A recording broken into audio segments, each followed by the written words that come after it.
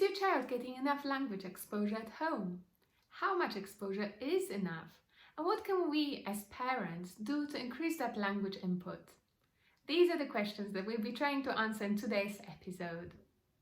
Hi everyone, and welcome back to my channel. My name is Carolina and I've started this channel to share knowledge and practical advice on how to raise a bilingual or multilingual child. If you want to be notified of future content, then don't forget to subscribe and click that notification bell. And you subscribing helps me as well, because this way I can grow my channel. I remember when I started my journey of multilingual parenting and we decided with my husband that we wanted to raise our son in 3 languages, I was obsessed with finding out how much exposure my child was going to need to each of his languages in order to acquire them. And I really wanted someone to give me this magic number, And so I did my research, and when you look online, you see quite a few people saying that the magic number is 30%. It's 30% of your child's awake time that they should be exposed to a given language. But then when I tried to find some scientific evidence for that, I actually couldn't. And if you have, then please do let us know in the comments below. But I've searched through various research papers and I didn't actually see this claim confirmed anywhere. And actually, the more I thought about it, the more I realized that it would be very hard to estimate this kind of language exposure in a child's life. Because what type of exposure are we even talking about? After all, your child could play a video game for 1 hour in a given language where perhaps there is not that much language input, or they could spend that hour playing with you or talking with you, and then it's a totally different type of input. So finally, I came to a conclusion that I'm not going to fixate on the exact numbers, but rather focus on 2 things. Number 1 was to try and provide as balanced input as I could, making sure that my child heard Polish, English and French as much as possible every day. And then the other thing I focused on was the quality of that input. And I actually think this is key, that at the end of the day, it's less about how many hours you put in, it's more about what you actually do in those hours and what kind of input you provide. And this is what I'd like to talk about today. Let's have a look at 7 specific things we could do at home in order to provide that good quality input in your child's languages. When it comes to language development, the absolute best type of exposure, the highest quality input that we can provide is anything that's interactive, and that boils down to talking. And this, of course, is true for all parents, no matter if they're raising a monolingual or multilingual child. But the difference for us is that we have limited time in the day to provide that input because we're balancing between those different languages. So we really have to make some extra effort and look for ways to make that input as high quality as possible. Let me give you some specific examples. Talk to your baby about the things that you can see, hear, feel, taste and smell. Describe different things that you're doing in the house. Ask your baby questions. And a tip here, make sure you give your baby some time to answer. This will teach them the art of conversation, that it's really a give and take. And before you know it, your baby will start answering. At first it might be with cooing or babbling, but before you know it, they're going to say their first words. As your baby grows into a toddler and starts speaking, make sure you ask many open questions. So rather than saying, "Did you have a good day?" ask, "How was your day?" Help them learn vocabulary by offering choices. Would you like the blue cup or the red cup? Would you like some orange juice or some apple juice? Give your toddler and then your preschooler time to tell their stories. At first, it will take ages. I remember my son would sometimes take a minute to just tell me one thing, but that's okay. Be patient and make sure to ask some follow-up questions as well. Another great way to add to your child's language development is by playing word games or phonics games. These, of course, will be different for different age groups, but you can start rather early. In our case, I think our son was 2 or maybe a little bit before his 2nd birthday that we started doing it. And one of the first games we played was a very simple one where you would say a sound, for example, D, and try to find as many words as you can starting with that sound. And of course, we try to look for things around us. So for example, doggy or duck. For us, the absolute best time for playing this game was at bath time, but of course you can play it in your car or when going out for a walk. Any time is good, really. A similar game will be I Spy, but again with sounds rather than letters when the child is very young. So you will say, I spy with my little eye something beginning with the sound D, D. And again, you look around and try to find that object. Then once the child gets a little bit better at this, you can try and make it more difficult, where one person will say a word, for example, book, and the other person will have to say a word that starts with the sound that the other word ended with. So book, that will be k. So then I could say cat, for example. And again, this is about the sounds, not about the letters in this particular age group. Then, of course, once your child is older and learns his ABCs and begins to read and write, then you can change the game and make it about letters. So let's say if I say book, then the next person would have to say, I don't know, koala, for example. And you could also play I Spy, but this time with letters, so I can see something beginning with the letter C for cat, rather than the sound K. Next on the list, we've got books. Books are incredible in terms of vocabulary expansion in children of all ages, and in adults really as well. So I definitely recommend making reading a daily habit. With babies, we can start with these kind of black and white books. This one is with shapes, but I've seen other ones with animals, toys, and faces. So the idea here is to talk to your baby a little bit about the shapes that you can see, name the shapes, and also perhaps point to different things in the room that are of this shape. And in our case, this book actually served us for 2 years at least, maybe even more. My baby loved this book, loved looking at the shapes, especially this one. And then with time, as he started to speak, he loved practicing, naming the shapes and finding different things around the room that were shaped like a circle, like a square, and naming those as well. And then as the child grows older, we have so much choice when it comes to books. There are books of every shape and size and on every topic, so you can literally choose whatever you like. The most important thing, though, will be to make those reading experiences as interactive as possible for your child. So when they are old enough to sit up, put them on your lap, and when reading, ask them to point different things in the book. And then as they learn to talk, ask them lots of different questions. Ask them about the colors that they can see. Ask them to count with you. Ask them how we can use certain things that we see in the book in our everyday lives.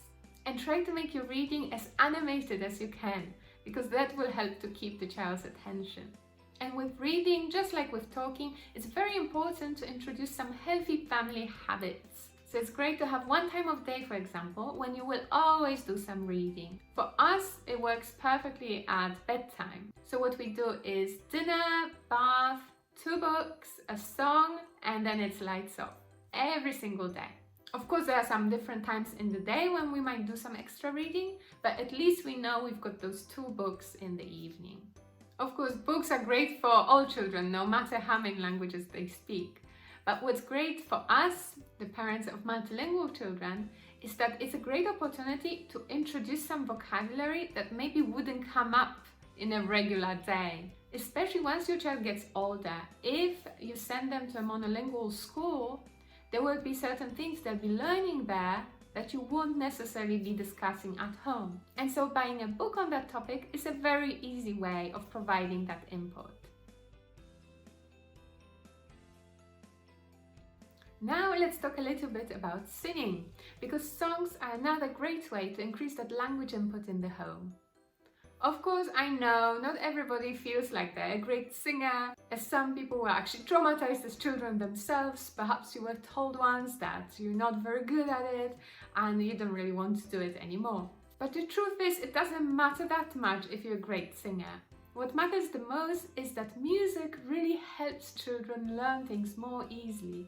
So when they hear songs in different languages, they again can very easily learn vocabulary and expand their general language skills.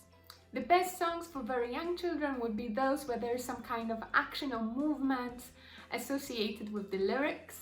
So the ones that come to mind would be Head, Shoulders, Knees and Toes, or The Wheels on the Bus, or perhaps If You're Happy and You Know It. And then as your child grows older, music can be an excellent way of introducing some of the cultural elements of your heritage. And also, in general, if you're feeling like your child is not getting enough exposure to that minority language, then songs can be a very good way of easily supplementing and adding to that input.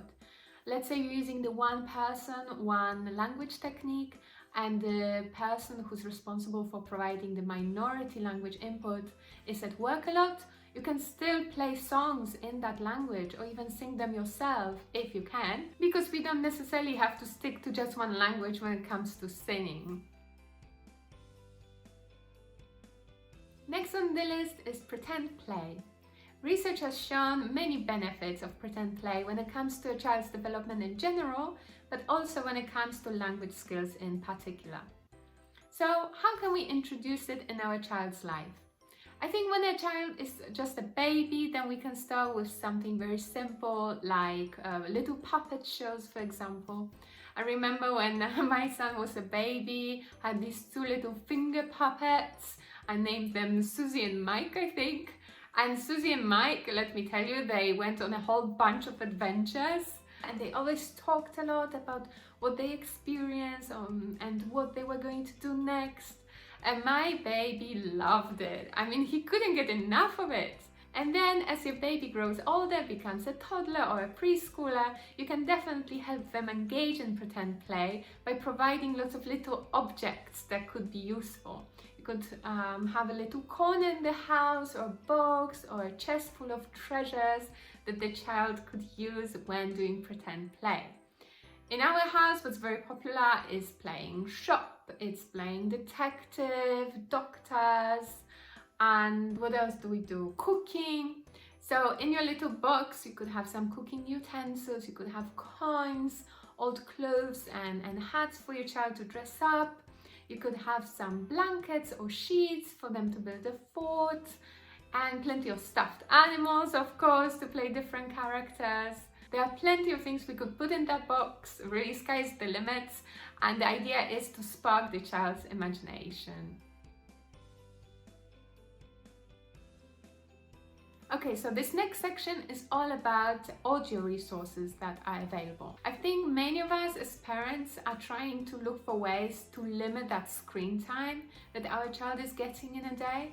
And for us, one way to do it was to let him listen to stories rather than watch them online or on television.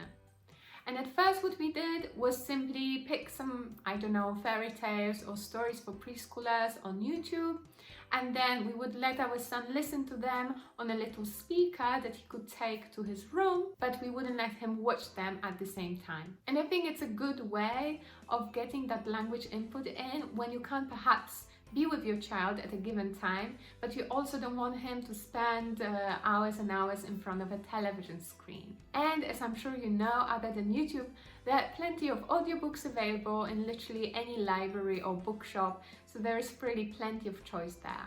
Other than that, we've recently discovered something new. It was actually my husband that discovered this thing. It's called Looney. And just to say, I'm not trying to advertise the product here, it's just something that we found super helpful. So the way it works is, rather than playing your child a particular story, you let them create a little story on their own. So let me show you how this works.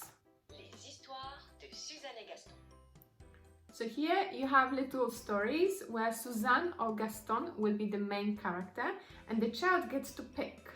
Qui sera le héros de ton histoire? So who will be the hero of your story? Gaston? Suzanne. Or Suzanne? And let's say I pick Suzanne. Où ton histoire va-t-elle se passer? Where is the story going to take place? In a castle? À la mer. At the seaside? Dans une forêt. Or in a forest? And the child chooses whatever they want. Dans un château. In a castle. And then there are a few different questions like that your child has to answer. So it makes this whole experience much more interactive than just listening to an audiobook. So we really do like that and we use it quite a lot. The last section for today is TV and videos. And you might be surprised that I included it here, because aren't we supposed to be limiting that screen time? Yes, of course we are. But at the end of the day, well, we all have our things to do, and we simply cannot spend every single hour of the day with our child. And so for me, it's not necessarily about totally avoiding TV and videos, but rather it's about making smart choices when it comes to these resources. Having said that, we did wait for our child to reach his 2nd birthday before we introduced any television at all, based on some of the research showing negative effects for children under that age.